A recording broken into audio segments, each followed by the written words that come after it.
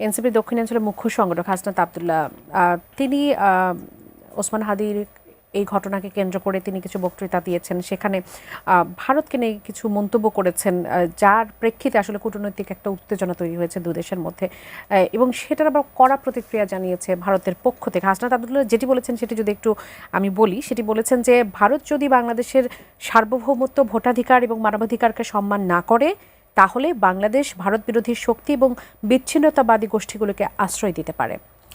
সেটি বলেছেন তিনি চিকেন নেকের প্রসঙ্গটি, সেভেন সিস্টারের সেই প্রসঙ্গ নিয়ে তিনি কথা বলেছেন।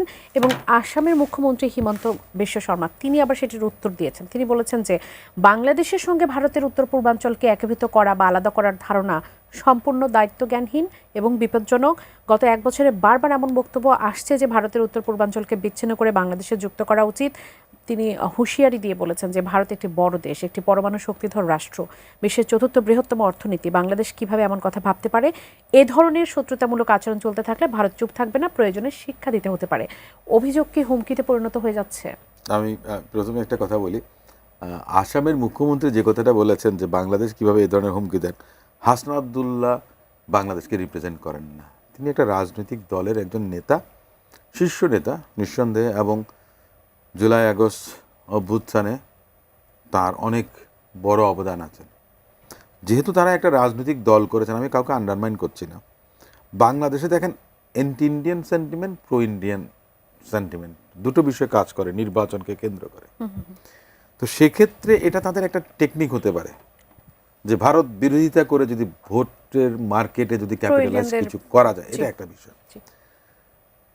বাংলাদেশ সবসময় তার নিজের দেশের জনগণের স্বার্থ নিয়েই কিন্তু কাজ করে যাচ্ছে। এর আগে যখন আওয়ামী লীগ গভর্নমেন্ট ছিল, ফেসিস্ট ছিলেন যারা, তারা মনে করেন যে ট্রেডের বিষয়ে বলেন, করিডোর দেওয়ার বিষয়ে বলেন, আপনার লেভি ইম্পোজিশনের ক্ষেত্রে মনে করেন যে অনেক কমিয়ে দিয়েছে কিংবা অনেক ক্ষেত্রে নেয়নি, সেটা রাষ্ট্রের স্বার্থ বিকিয়ে দিয়ে করেছে। সেটা হচ্ছে যে ভারতের অনুকম্পাটা যেন তাদের পক্ষে সবসময় থাকে, সেটা এক ধরনের বিষয় ছিল।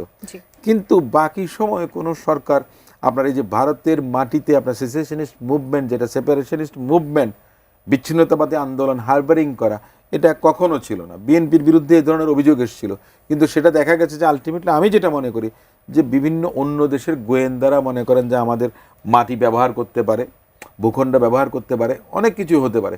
ভারতেরও আপনার ট্রেন লাইন তো আমাদের এই ভূখণ্ডের মধ্যে দিয়ে গেছে, কি গেছে আমরা কি জানি? আমরা তো জানি। আওয়ামী লীগ যখন 96 থেকে 2001 সাল পর্যন্ত ছিলেন, এ ধরনেরও আপনার প্রমাণ তাদের কাছেও আছে, ভারতের কাছেও আছে।